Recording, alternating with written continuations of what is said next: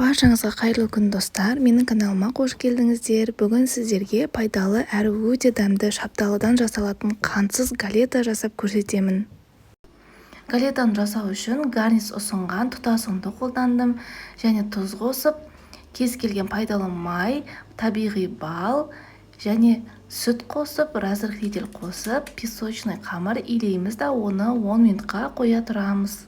Салмасы үшін бізге 3 шабдалы керек болады. Шабдалыны жуып, дәннен тазартып, біркелкі формада тіліп шығамыз. Одан кейін дайын болған қамырымызды пергамент қағаздың үстіне жайып аламыз да, тілінген шабдалыны әдемілеп қойып шығамыз.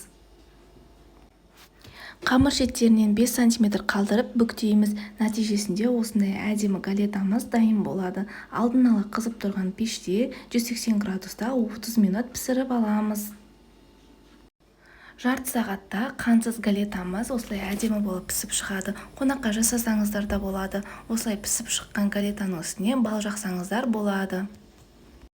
Сіздер де осы ПП десертімізді менің рецептіммен дайындап, нәтижесін комментарийда бөлісіңіздер. Егер менің рецептім сіздерге ұнаса, лайк басып, комментарий жазып, тіркелуді ұмытпаңыз. Сіздермен болған мен Рая. Сау болыңыздар.